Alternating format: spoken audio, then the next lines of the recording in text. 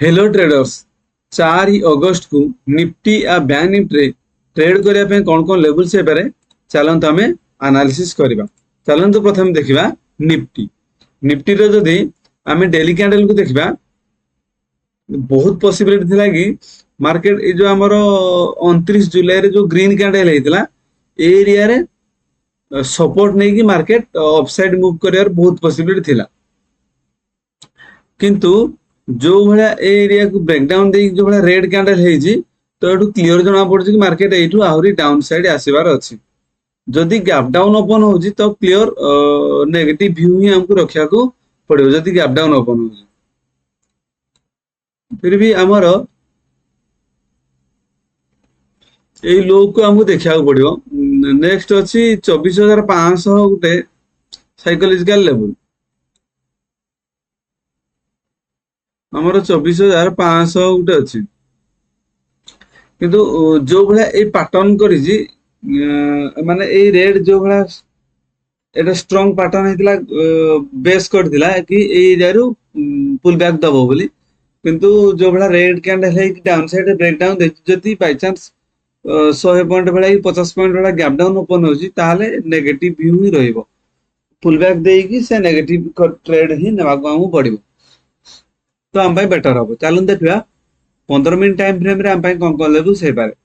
जदि 15 minute time frame रे देखा मार्केट आमर क्लोज देछि कोठी ना 24,550 रे क्लोज देछि।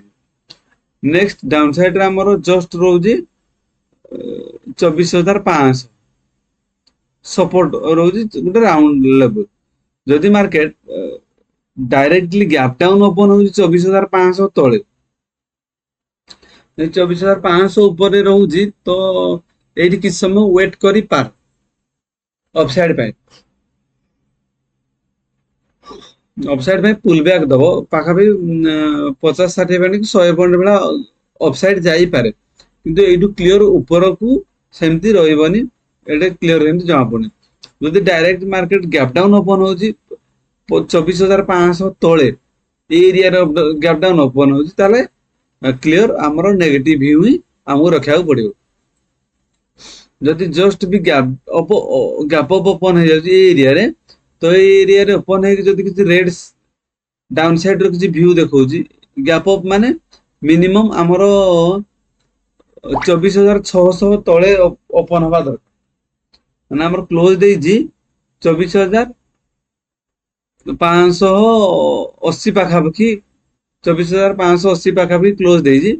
जदि भी 24,600 तले एरिया रे ओपन होजी ओपन है किसी रेड कैंडल होजी ताले हमर व्यू नेगेटिव रहइबो। एटू डाउन साइड आसीबार possibility रहइबो।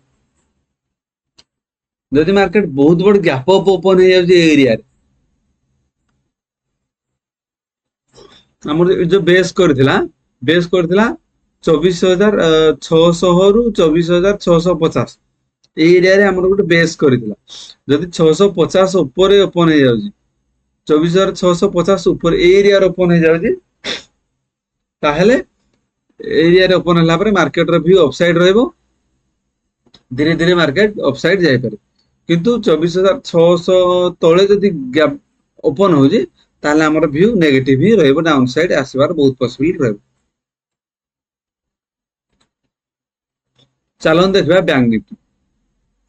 Bank Nifty daily candle को जदि हम देखा जदि बाय चांस मार्केट आमर नेक्स्ट सपोर्ट रोजी डाउन साइड रे 55,550 55,550 आमर सपोर्ट स्ट्रॉन्ग सपोर्ट रोजी किंबा 55,500 गोटे राउंड लेवल। जदि market directly gap down open हो जाउजी 55,550 तले 50 पॉइंट वाला जदि गैप डाउन 50-60 पॉइंट जदि गैप डाउन ओपन हो जाउजी ताहले हमर व्यू कंप्लीट नेगेटिव ही रहइबो। गैप डाउन माने नेगेटिव ही रहइबो। हम डाउन साइड व्यू हमको रखा पड़ो। जदि मार्केट फ्लैट ओपन होजी ता भी हमर नेगेटिव व्यू रहइबो। जदि मार्केट बहुत बड़ गैप अप ओपन हो जाउजी पाखापाखि 100 पॉइंट भाया गैप अप ओपन होजी ताहले हमर व्यू पॉजिटिव पाखापाखि 100 पॉइंट भाया अपसाइड रही पारे। निफ्टी या बैंक निफ्टी ट्रेडिंग लेवल्स पे वीडियो को लाइक एवं चैनल को सब्सक्राइब करंतु। Thank you.